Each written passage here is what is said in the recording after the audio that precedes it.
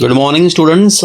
Again, I welcome you in the OCM lecture of Royal classes, and now let's see what we gonna learn today. What we have learned today in last lecture मैं बता रहा हूँ आपको कि हमने chapter second start किया था, जिसमें क्वेश्चन 1 था बच्चों, define planning, explain its importance. और उसमें हमने देखा था कि मीनिंग और डेफिनेशन। मीनिंग काफ़ी सिंपल था, मैंने पहले भी कहा था, सब कुछ मैनेजमेंट की शुरुआत ही बच्चों प्लानिंग से होती है, और इसलिए प्लानिंग बन जाता है फर्स्ट एंड बेसिक फंक्शन। इसी से शुरुआत होती है मैनेजमेंट की, और ये रोशनी डालता है on the path of success. Means you get to know what you have to do to achieve success. Planning क्या है? प्लानिंग में दो चीज़ें आती है, एक तो आप गोल सेट करते हो और बाद में वो रास्ते ढूंढते हो जिससे गोल्स को अचीव किया जाए। ज़िंदगी में आपको भी ऐसा ही करना चाहिए। Hence it is directly said well plan half done. ऐसा हमने एक वाक्य प्रचार बनाया था कि प्लानिंग बढ़िया कर लो तो आधा काम तो आपका ऐसे ही हो गया। ये था बच्चों मीनिंग। डेफिनेशन में हमने जेम्स टोनर साहब का डेफिनेशन लिया था, उसमें हमने काफ़ी सिंपली तरीके से ये सीखा था कि प्लानिंग क्या है। प्लानिंग एक प्रक्रिया है, प्लानिंग इज द प्रोसेस। कौन सी प्रक्रिया? तो दो चीज़ों को एस्टैब्लिश करने की प्रक्रिया। ऑफ एस्टैब्लिशिंग मतलब fixing goals and suitable course of action. Fixing suitable course of action मतलब दो चीज़ों को फिक्स किया जाता है, गोल्स को, और उस गोल्स को अचीव करने के लिए जो एक्शन लेनी चाहिए, एक दिशा लेनी चाहिए, उसको भी फिक्स किया जाता है, डिसाइड किया जाता है। तो planning is the process of establishing goals and a suitable course of action. किसके लिए? For achieving those goals. फिर बच्चों हमने आंसर स्टार्ट किया था जिसमें इंपॉर्टेंस था, और हमने 3 पॉइंट देखे थे।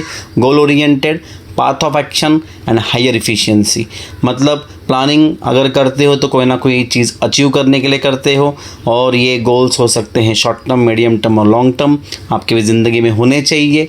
अच्छा, ये होने से फ़ायदा क्या होता है कि मैनेजर्स ढूंढ पाते हैं वेज एंड मेथड्स इन गोल्स को अचीव करने के लिए।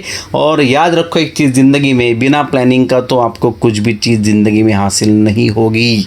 तो ये बच्चों हो गया गोल ओरिएंटेड। सेकेंड पॉइंट था बच्चों पाथ ऑफ एक्शन। प्लानिंग बना ली मतलब आपको पता चल गया कौन से रास्ते पे चलना है, कौन सा काम कब करना है, किसके साथ मिल के करना है। और इसीलिए प्लानिंग सबसे पहले फिक्स करती है आपके goals and objectives to be achieved. जब आपने तय कर लिया कि सेल को बढ़ाना है तो उसके लिए फिर इट गिव्स डायरेक्शन। प्लानिंग देती है दिशा मैनेजर्स को क्या करने के लिए, for doing right things at right time. मतलब आपने पहले कुछ गलतियां की होगी तो उसके ऊपर भी प्लानिंग रोशनी डालती है कि अभी ये चीज़ें नहीं करनी है और ये चीज़ें अभी आगे आपको करनी है। तीसरा sentence, it provides the clear idea. Planning देती है आपको अच्छी idea to each employees about their role. हर एक को अपना जॉब डिस्क्रिप्शन, अपना रोल क्या है ये पता चल जाता है प्लानिंग की वजह से, और उसी रास्ते पे वो बंदा काम करना स्टार्ट करता है बच्चों। और इसीलिए it means it defines the path of action for each employee. Means each employee gets to know what he has to do to achieve the goals and objectives of the organisation. So I hope you have understood this. Third one बच्चों higher efficiency. Correct, अगर planning है तो planning का सबसे ज़्यादा जो रुख होता है वो होता है रिसोर्सेज को सही तरीके से इस्तेमाल करने के लिए। तो उसका ऑप्टिमम मतलब बेहतरीन इस्तेमाल कैसे किया जाए ये कौन बताता है बच्चों? प्लानिंग बताता है। अब रिसोर्सेज मतलब साधन संपत्ति हो गई, साधन सामग्री हो गई। एक ऑर्गेनाइजेशन के पास क्या हो सकती है? Main money, material, machines etcetera. इनको सही ढंग से इस्तेमाल करना चाहिए। जब जितना चाहिए उतना इस्तेमाल करोगे तो वेस्टेज नहीं होंगे, वेस्टेज नहीं होगा तो इफ़िशियंसी बढ़ेगी एम्प्लॉयज़ की भी और ऑर्गेनाइजेशन की भी। और जब इफ़िशियंसी बढ़ेगी तब आएंगे बेहतरीन results due to proper allocation of resources. मतलब ये तीनों पॉइंट प्लानिंग के वजह से पॉसिबल है। प्लानिंग हमेशा होती है गोल ओरिएंटेड, प्लानिंग होती है पाथ ऑफ एक्शन को दिखाने वाली, प्लानिंग बढ़ाती है आपकी efficiency. Okay, now today we gonna learn other 5 points. इन उसमें से पहला है मतलब अपना 4th पॉइंट है बच्चों, minimises the risk. Now let me give you example. First of all, जो पता है ना सोनी, LG, सैमसंग है ना, सैमसंग बोलता हूँ कि सूंघ लिया उसने कि मार्केट में क्या क्या बदलाव आते हैं। Sony TV obviously research and development में काफ़ी आगे है।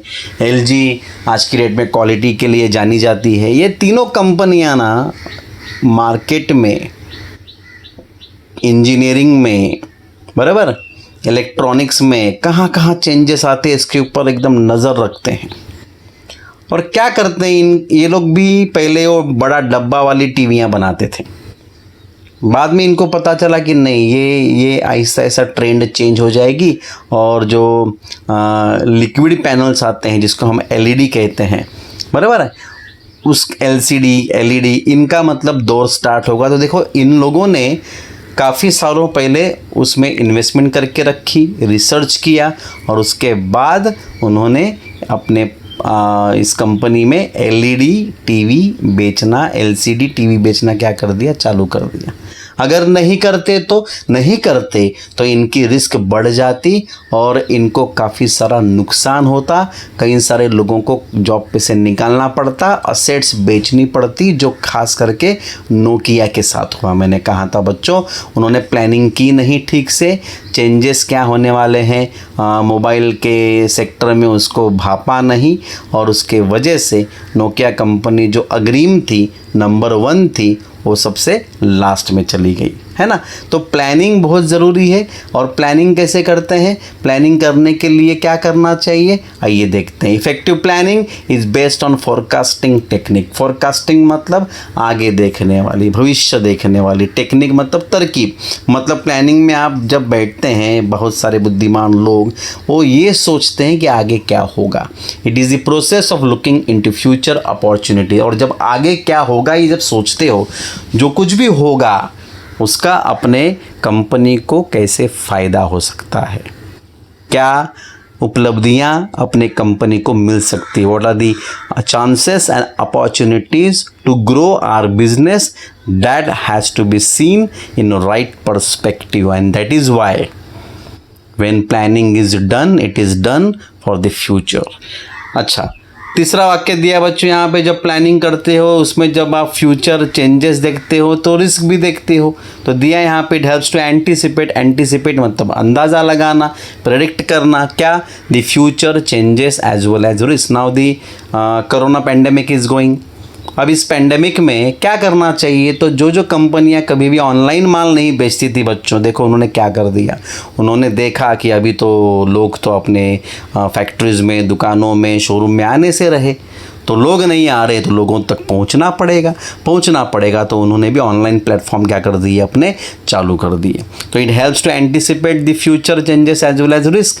तो इसीलिए प्लानिंग करने के लिए वो लोग बैठे होंगे, जूम पे उन्होंने मीटिंग ली होगी और तुरंत उन्होंने ऑनलाइन सेलिंग क्या कर दिया बच्चों, स्टार्ट कर दिया। उससे उनका रिस्क क्या हो गया, एकदम नीचे आ गया। Hence planning keeps organisation ready. Planning हमेशा आपको तैयार रखती है क्या लेने के लिए, टू टैकल सच रिस्क। भविष्य में जो अभी रिस्क आने वाली है उस रिस्क को लड़ने के लिए आपको हमेशा तैयार रखा जाता है, थैंक्स टू दी प्लानिंग। तो 4 वाक्य हैं बच्चों।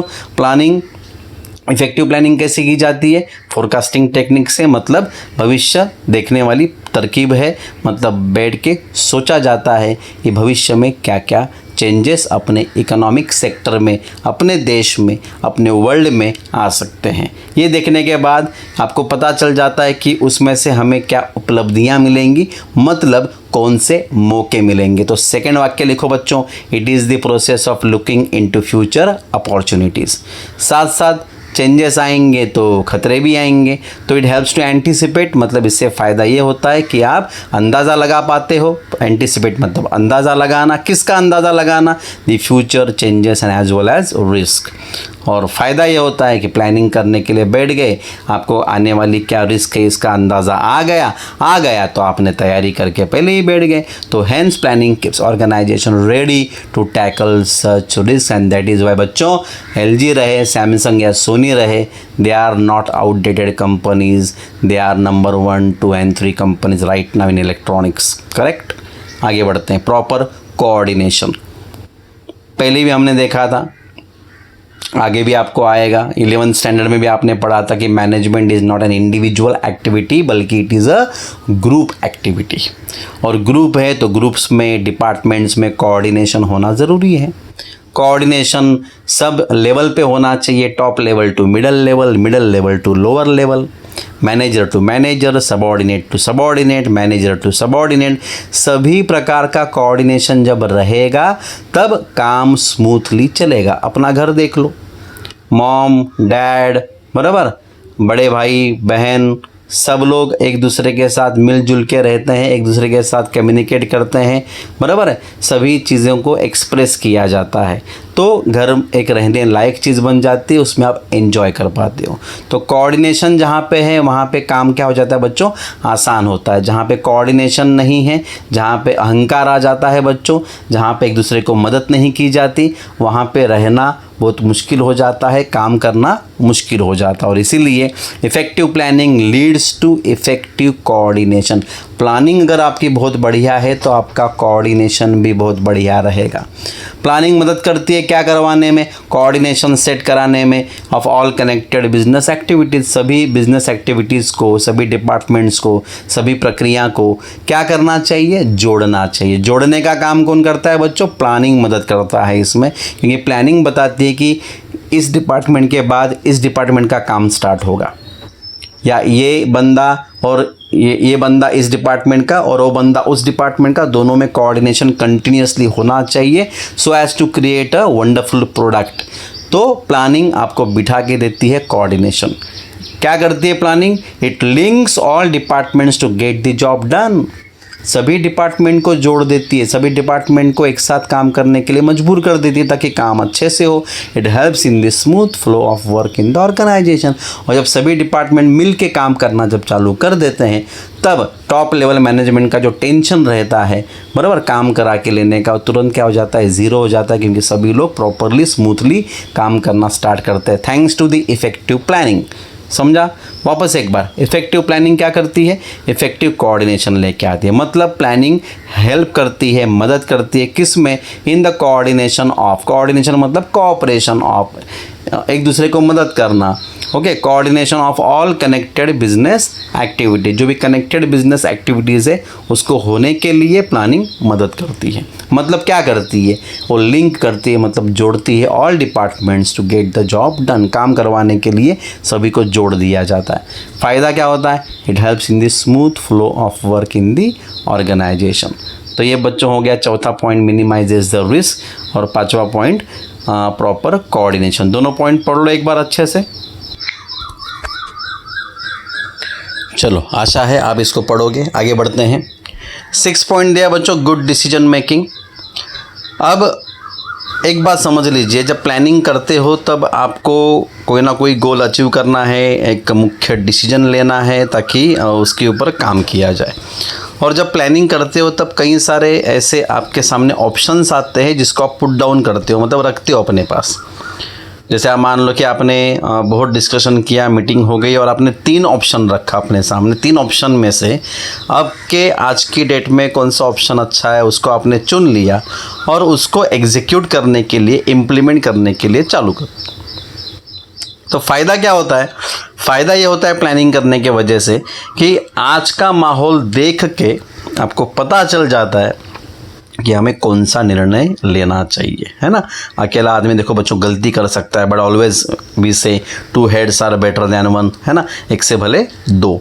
और इसीलिए प्लानिंग अच्छी रहेगी तो आपका डिसीजन मेकिंग भी क्या रहता है, अच्छा रहता है। तो effective planning leads to good decision making. Planning आपकी अगर परिणाम कारक है, अच्छी है, तो निर्णय लेने की क्षमता भी बढ़ जाती है। क्यों? क्योंकि प्लानिंग क्या प्रोवाइड करती है, आपको बहुत सारे ऑप्शन देती है, अल्टरनेटिव्स देती है। तो दिया है, planning provides various alternatives to management. Alternatives का मतलब होता है बच्चों ऑप्शंस। मतलब जैसे मैंने कहा कि 3 ऑप्शन आ गए आपके पास, कि आपके पास अगर बहुत सारा पैसा पड़ा है, मान लो 100 करोड़ पड़ा है कंपनी के पास, अब क्या करना चाहिए। तो 3 के ऊपर वो लोग सोचना चालू कर देते हैं। It provides all positive and negative aspects of each alternative है। हर एक जो ऑप्शन दिया गया है या हर एक जो बिजनेस आइडिया आपने देखी है उसका पॉजिटिव नेगेटिव एस्पेक्ट को अच्छी तरीके से देखा जाता है, परखा जाता है, उसका अभ्यास किया जाता है। इन दिस वे फ़ायदा क्या होता है? In this way it also helps management की मदद होती है क्या कराने में? To select best alternative to achieve the target. जो मैंने कहा था कि अभी का माहौल देख के फिर कौन सा ऑप्शन, कौन सी आइडिया को इम्प्लीमेंट किया जाए, ये मैनेजमेंट करने वाले बोर्ड ऑफ डायरेक्टर्स चुन पाते हैं बिकॉज ऑफ गुड प्लानिंग। तो 4 स्टेटमेंट है बच्चों, जैसे कि मैंने एग्जांपल देना चाहूँगा मैं। भारतीय एंटरप्राइजेस मतलब एयरटेल जो आपका कार्ड है उसकी कंपनी। सुनील भारती मित्तल साहब ने जो कंपनी स्टार्ट की तब मालूम है वो टेलीफोन के डब्बे थे पहले, ट्र वाले डब्बे थे, याद है? तो वो डिब्बों को उनको लगा बाद में कि ये डिब्बे तो आउटडेटेड हो जाएंगे, तो उन्होंने यूरोप के मार्केट से जो प्रेस बटन वाले डिब्बे थे उनको मंगाया। तो भारतीय एंटरप्राइजेस ने डिसीजन सही लिया था, वो डिब्बे पूरे मार्केट में आ गए, वो ट्र वाले डिब्बे सब रिप्लेस किए गए। फिर सुनील भारती मित्तल साहब को लगा कि नहीं, अभी हमें मोबाइल टेलीफोनी में घुसना चाहिए, और जैसे वोडाफोन है, ऐसी कंपनियां जो यूरोप में, इंग्लैंड में काफ़ी बिजनेस कर रही थी, तो उन्होंने ये सोचा कि अभी अपने देश में भी अपना ये जो 3G स्पेक्ट्रम, 4G स्पेक्ट्रम सब स्टार्ट होगा, 2G स्पेक्ट्रम भी स्टार्ट होगा। तो ये देख के, भाप के उन्होंने एयरटेल का कार्ड मार्केट में लाया, और आज देखो Airtel has become the largest mobile telephony company in India, और प्रॉफिटेबल भी है काफ़ी। तो कहने का मतलब इतना ही बच्चों कि एक एंटरप्रेन्योर, एक बिजनेसमैन हमेशा क्या करते रहता है? प्लानिंग जब वो करता है तब उसको कई सारे ऑप्शंस नज़र आते हैं। उस ऑप्शंस में उसको पता चल जाता है कि बेस्ट ऑप्शन कौन सा है, उसको चुन के उसको अचीव करने का, टारगेट पूरा करने का काम किया जाता है। वापस एक बार बच्चों, इफेक्टिव प्लानिंग क्या करती है? Leads to good decision making. Planning अच्छी तो आपकी डिसीजन मेकिंग अच्छी। प्लानिंग क्या प्रोवाइड करती है? वेरियस अल्टरनेटिव्स देती है, बहुत सारे ऑप्शन देती है मैनेजमेंट को, और इन ऑप्शंस का सभी पॉजिटिव एंड नेगेटिव एस्पेक्ट भी दिया जाता है। It provides all positive and negative aspects of each alternative. इस प्रकार से इन दिस वे ये मदद करती है मैनेजमेंट को, मतलब प्लानिंग मदद करती है मैनेजमेंट को क्या कराने में? To select best alternative to achieve the target. तो ये 3 पॉइंट बच्चों मर गए। Minimises the risk, proper coordination बिठा के देना, ये भी प्लानिंग काम करती है, एंड गुड डिसीजन मेकिंग लेने में भी प्लानिंग काम कराती है। सेकेंड लास्ट पॉइंट आपके मोबाइल स्क्रीन पे बच्चों, इनोवेशन। यस, मतलब आविष्कार, something new to be created, to be produce, to be introduce, उसको इनोवेशन कहते हैं। अब इनोवेशन एक प्रकार की ऐसी चीज़ है जिसके बिना पे कई सारी कंपनियों का बिजनेस टिका हुआ है। इनोवेशन नहीं होता ना बच्चों, तो कई सारी कंपनियां अब तक बंद हो चुकी होगी, और अपने इंडियन कंपनीज का बच्चों यही प्रॉब्लम है। They do not keep on doing innovation, they keep on copying like monkeys from the European, American and Chinese markets, and because of that बहुत कम कंपनियां अपनी बन चुकी हैं मल्टीनेशनल कंपनीज। पिछले 50 से 60 साल में ऐसा कोई भी प्रोडक्ट नहीं है या कोई भी ऐसा सॉफ्टवेयर नहीं है, बराबर, या कोई भी ऐसा ऐप नहीं है इंडिया का जिसके लिए दुनिया पागल हो गई होगी। देख लो आप चाहिए तो प्रॉब्लम है बच्चों अपने इनोवेशन। खैर, I was talking about the scientific innovation. अब यहाँ पे प्लानिंग में भी इनोवेशन का होना बेहद ज़रूरी है। Planning is highly intellectual and creative process. Planning करने के लिए जब आप बैठते हो तब प्लानिंग करते समय आपका पूरा ध्यान क्रिएटिविटी पे होना चाहिए, इंटेलेक्चुअल पे होना चाहिए, पूरी बुद्धिमत्ता खर्च होनी चाहिए उसके पीछे। In planning managers can bring innovative ideas. अच्छा, आप टीवी पे देखते होंगे ना, सिंगिंग, एक्टिंग देखते हो ना, काम वही है, बस अलग ढंग से क्या किया जाता है, प्रेजेंट किया जाता है। उस अलग ढंग के लिए काफ़ी सोचना पड़ता है, काफ़ी आइडियाज़ लगानी पड़ती है ना। ये मूवीज़ बनाते देखो ना ये लोग, मतलब कॉन्सेप्ट ऑलमोस्ट आपने सेम देखे होंगे, है ना। एंड में क्या होता है, हीरो जीतता है, हीरो हीरोइन से शादी करता है, वही है मेन बात, वही है। मतलब प्रेजेंट देखो कैसे करते हैं, काफ़ी इनोवेटिव तरीके से करते हैं और हमें वो मूवी बहुत अच्छी लगती है। वैसा ही प्लानिंग करते समय इनोवेशन का होना बेहद ज़रूरी है। तो planning is highly intellectual and creative process, मतलब पहले भी कहा था प्लानिंग ये मंदबुद्धि लोग का काम नहीं है, ये बुद्धिमान लोगों का काम है। In planning managers can bring innovative ideas. Planning जब करने बैठ जाते हैं तब सभी लोग अपनी अपनी नई नई आइडियाज़ सामने रखते हैं। Such innovative plans and ideas help to attain the goals quickly. और इनके प्लानिंग, इनके नई नई आइडियाज़ के वजह से, इनके नए नए प्लान्स के वजह से टारगेट जो काफ़ी दूर लगता है वो काफ़ी जल्दी अचीव किया जा सकता है। It leads to growth and prosperity of organisation. और इनोवेशन के वजह से आज की डेट में कंपनियां काफ़ी जल्दी ग्रोथ और प्रॉस्पेरिटी कर रही हैं।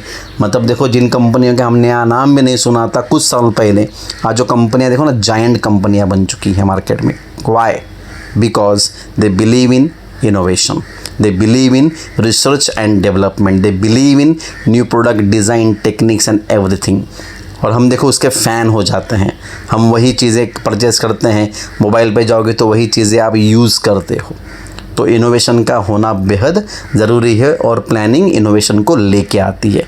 जो कंपनियां प्लानिंग करती ही नहीं है, बार बार उसी प्रकार का माल या सर्विसेज बनाती रहती हैं, वो कंपनियां कुछ सालों बाद आउटडेटेड हो जाती है।